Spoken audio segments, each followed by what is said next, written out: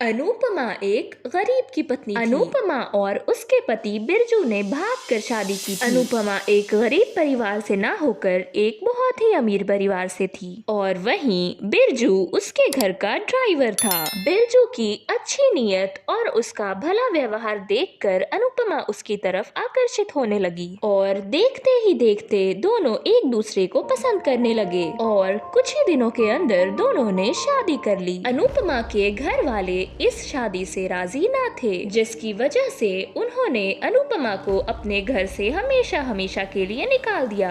आज से तुम्हारा और हमारा रिश्ता हमेशा हमेशा के लिए खत्म, जाओ यहाँ से, तुम मेरी बेटी नहीं हो। अनुपमा बहुत उदास हुई और फिर उसने बिरजू के साथ ही अपना घर बसा लिया। बिरजू और अनुपमा दोनों आपस में बहुत खुश थे, पर एक दिन ना जाने किस्मत को क्या मंजूर था, बिरजू ड्राइविंग करते करते खाई से नीचे गिर गया और वहीं उसकी अचानक मृत्यु हो गई। छोड़कर चले गए मुझे बिरजू, मैं तो इस घर में तुम्हारे भरोसे आई थी, मैं अब यहाँ अकेले कैसे जीऊंगी। बिरजू को गए हुए 2 से 3 दिन हो गए थे और बिरजू के जाने के साथ घर का राशन पानी भी चला गया था। अनुपमा का भाई रवि एक दिन अनुपमा के घर आया। अरे बहना, ये तुमने क्या हालत बना के रखी है अपनी? देखो, मैं जानता हूँ जो कुछ तुमने किया वो गलत था, तुम्हें मम्मी पापा की मर्जी से शादी करनी चाहिए थी, पर अब होने को कौन टाल सकता है भला। देखो अनुपमा, मैं तुम्हें यहाँ से ले जाने आया हूँ, तुम आखिर हो तो मेरी बहन ही ना, चलो तुम मेरे घर में रहना। रवि अनुपमा को अपने घर ले आया। रवि की पत्नी सोनाक्षी व्यवहार से बहुत ही चंचल थी, उसके मुंह में जो आता वह भट से बोल दिया करती। ओफो, ले आए अपनी बहन को? अच्छा ठीक है, अब जो भी है, जब ले ही आए हो तो मिलकर काम करेगी मेरे साथ किचन में, मुफ्त की रोटियां तो नहीं तोड़ने दूंगी ना।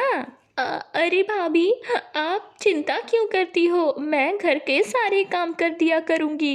इसी तरह एक दिन अनुपमा रसोई में खाना बना रही थी कि तभी उसका भाई रवि वहां आता है। अनुपमा, देखो, तुम यहाँ कई दिनों से हो और अब मुझे नहीं लगता कि मैं तुम्हें यहाँ रख पाऊंगा।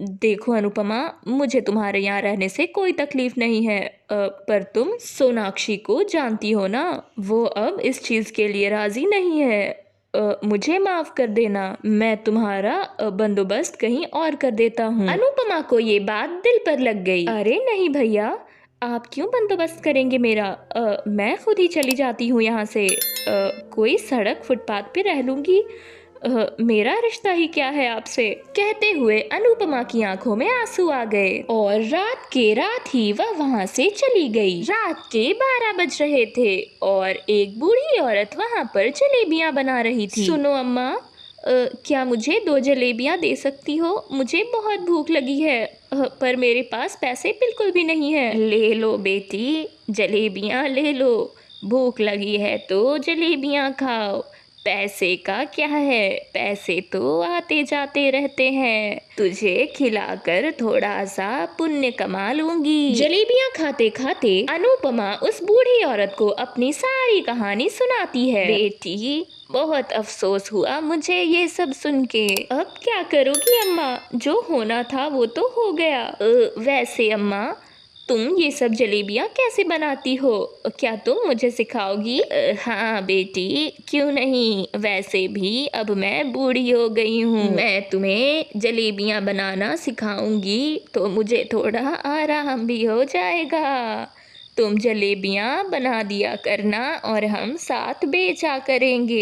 अम्मा, ये बुरा आइडिया तो नहीं है। वह बूढ़ी औरत अनुपमा को जलेबियाँ बनाना सिखाती है। कुछ दिन बीत गए। वाह बेटी, तुमने तो मुझसे भी कई ज्यादा स्वादिष्ट जलेबियाँ बनाई हैं। हम रात को जलेबियाँ फेंट लिया करेंगे और सुबह गर्मा गर्म तलकर ग्राहकों को खिलाया करेंगे। अनुपमा की गर्मा गर्म जलेबियाँ खाकर सारे ग्राहक बहुत खुश हुए। एक दिन जलेबियाँ बनाते हुए उसने अपने भाई रवि को देखा। वह दर दर भटक कर सबसे नौकरियाँ मांग रहा था, पर उसे कोई नौकरी देने को तैयार ही न था। भैया, क्या हुआ? आप यहाँ क्या कर रहे हैं? अनुपमा, मैं तुम्हें कैसे बताऊं सारी बात?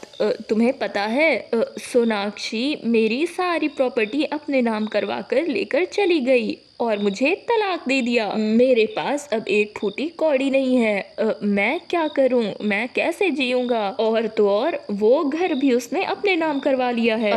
भैया, आप शांत हो जाइए, हम मिलकर एक रास्ता निकालेंगे। मेरी बहन, मुझे माफ कर दे। मैंने उस झूठी औरत की बातों में आकर तुझे घर से निकाल दिया। अरे कोई बात नहीं भैया, अगर ऐसा कुछ ना हुआ होता तो भला मैं आज इतनी बड़ी जलेबी की दुकान की मालकिन थोड़े ही होती। भैया, अगर आपके पास कोई काम नहीं है तो क्या आप मेरा हाथ बटाएंगे इस जलेबी की दुकान चलाने में? हाँ बहन, क्यों नहीं। के बाद से वह बूढ़ी औरत दुकान पर जलेबियाँ बेचा करती और रवि और अनुपमा खूब मेहनत से जलेबियाँ बनाया करते।